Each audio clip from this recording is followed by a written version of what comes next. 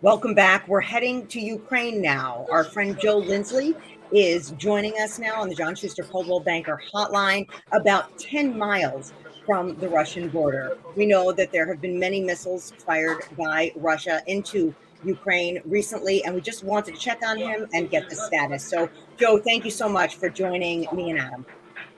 Yeah, great to see you all. I'm glad we can communicate under all these circumstances. And I'm in the city of Kharkiv, which I visited both before the war and several times during the war.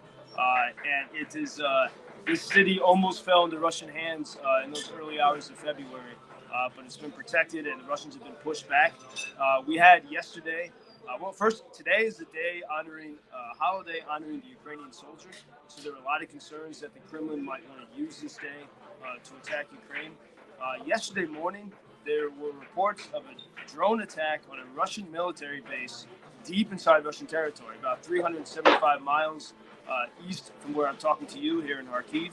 And then today, there were reports of strikes on 2 additional bases. We don't have enough details to really know exactly what happened.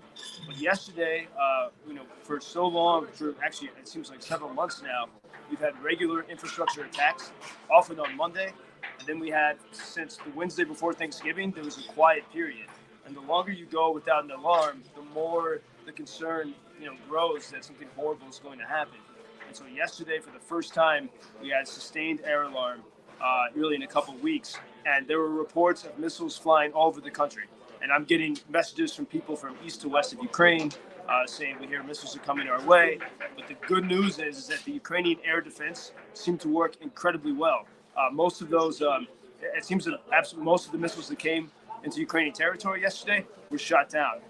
There were a few strikes in places like Odessa. The city of Odessa lost water.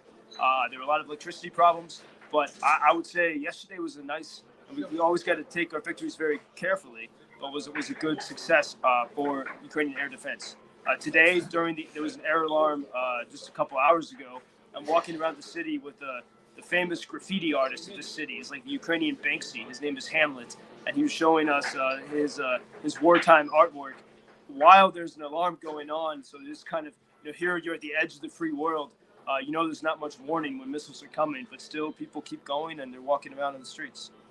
Joe, you mentioned drone strikes, and I was just reading up on the success that Ukraine has had with drones. Can you tell us more about that? It's really remarkable to see that technology and how they've used it against the Russians. Well, I'd say the big story on drones until maybe just the past couple of days was on the other side. It was these very menacing Iranian manufactured drones. They move very slowly. They sound like a lawnmower, so you can kind of hear this demon coming toward you. And those were used very effectively to attack Ukrainian infrastructure and also civilian buildings. In fact, I arrived in Kyiv at the railway station a few weeks ago, just as several of these drones had landed and killed several people. And so those drones have been a major concern. They're hard to shoot down until you adjust your technology. But when it comes to Ukrainian drones, they've been used very effectively throughout, really since early summer for surveillance. And Ukraine is a great IT culture, and so people, like students even at the Catholic University in Lviv, worked with to tweak standard drones to make them harder to detect. And so they've been great for surveillance. But in the past few days, and this is where the information is still shaky, it seems that possibly Ukrainian drones have been used to attack Russian bases, but we don't have enough information to confirm it one way or the other at this point. We always reach out to you because information is shaky, as you say, and we want to hear your truth on the ground. I recently read a post on your Instagram that said that your phone is blowing up for 2 reasons. The Russian missile attacks, the more recent attacks, of course, which you addressed. And then this other misinformation or information that President Zelensky is banning all religion in Ukraine. Where did that come from, and can you address its authenticity? Yeah, and here's where as I'm getting warnings about the dire situation happening, and as a couple of days ago I was traveling here in the suburb of Kharkiv to the Saltivka neighborhood, which has been absolutely so destroyed, and there are people still living in the rubble. And so for me, I have to remember, my role is to share the facts, and so I must be patient, even though it can be frustrating sometimes when I hear these messages. But when people are far away, it's hard to know what's happening here. And there were reports, and indeed, after more than 9 months of the war, the Ukrainian government is starting to propose that they need to crack down on the Russian Orthodox Church. And when people hear that in America, it feeds into this sort of Kremlin narrative, which is popular in some sectors of American politics, that Ukraine is somehow the corrupt state. Ukraine is the draconian, unfree society. And Putin has, one of his propaganda tracks is to convince people that Ukraine is what Russia actually is. Russia is actually, there's no free speech. There's no freedom of religion.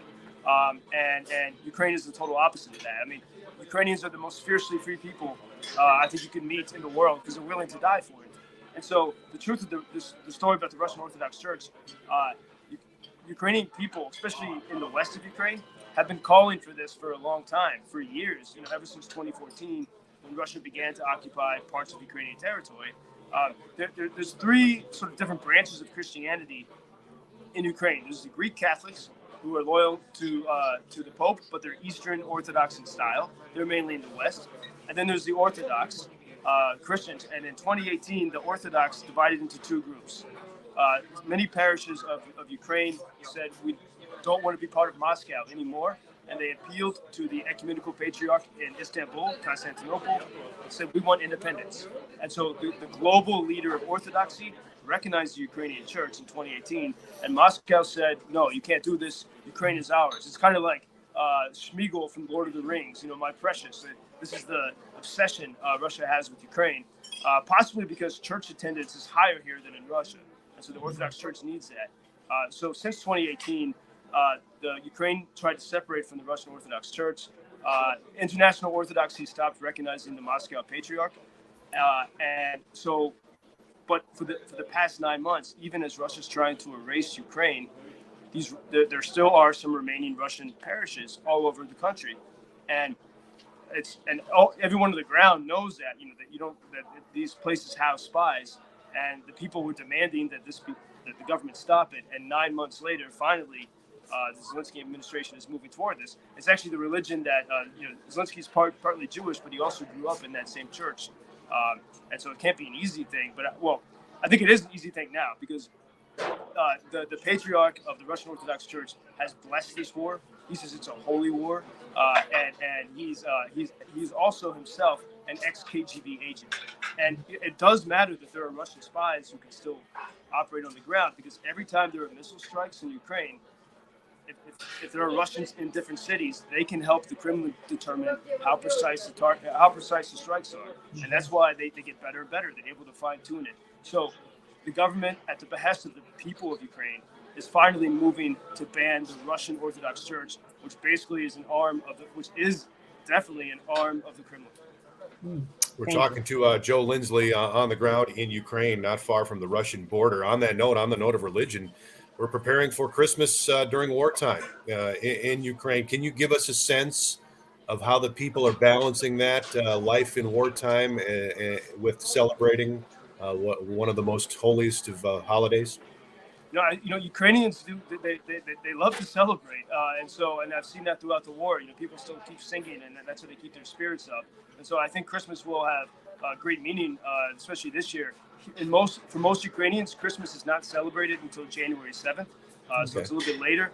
But even then, I think they can't resist the Christmas cheer a little bit early, and so you do see Christmas trees. I mean, there's limited electricity, but people try to have a little bit of the cheer, and it's very incongruous. Like walking around a few days ago, the darkened, blacked out streets of Kyiv, right after an alarm finished, and hearing it's the most wonderful time of the year playing on the speakers of one of the few restaurants that had power. And that's as I was walking around the city today with this Hamlet, this Ukrainian Banksy, the Ukrainian graffiti artist, he said, these are the paradoxes of the war. And he had this mural he showed us. It says, I have never lived so much as I have in this time. And that the war, there's another one of a seesaw. And on one side of the seesaw, it says the war has taken so much from me. And on the other side, it says the war has given me so much. And so I think with that spirit, people will go into celebrating the holidays and Christmas here. And the rest of us can see some of those images at Ukrainian Freedom News, which is your website, and your Instagram, JP Lindsley. That's where I've seen some of the the Banksy-like pictures, and they're haunting and beautiful. And it's a reminder that there is still art in wartime. And Joe, before we let you go, I need to ask about your personal safety. I mean, you're 10 miles from the Russian border. You've obviously chosen to be there to do your reporting. I mean, do you feel safe? Is your team staying safe? Yeah, next one was 30 miles, so very, 30 very far, very far. It's not much of a difference. It's it, you know, it's this city. It's a different feel here. In the sense, there's a fierceness.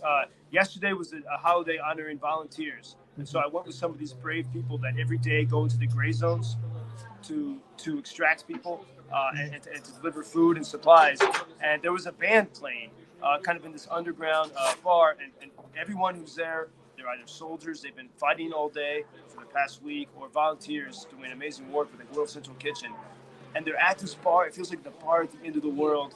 And there's a girl singing. This is before the war. This was a Russian-speaking city, but everyone's trying to speak Ukrainian. And this girl is singing these fierce Ukrainian songs. There's a trumpet player. And again, it's these incongruous scenes, but also, especially here, you need these moments to keep your spirits boosted, knowing how close you are to what, and I feel it here especially, it's evil. I mean, the closer you get to it, sort of, you can feel this evil force right across that border.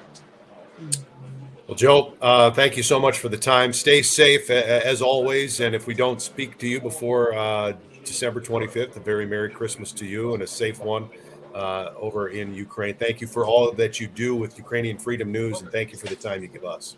Yeah, thank you so much. Hey, do you have 30 seconds? There was something I wanted to read to you. Sure. Yes, please. Absolutely. There's this girl, Luba Yakimchuk. She's a Ukrainian poet. She actually performed at the Grammy Awards. And yesterday, during that sense, when the rockets were coming over the country, everyone was afraid. And she wrote these words: "Winged rockets fly through the territory of Ukraine. We already even know the approximate time it will arrive in Kyiv, 2:15. This is convenient. You have enough time to make tea before arrival. You can call a loved one, or you can keep doing work as long as you have connection. You can even send a donation in the time you have.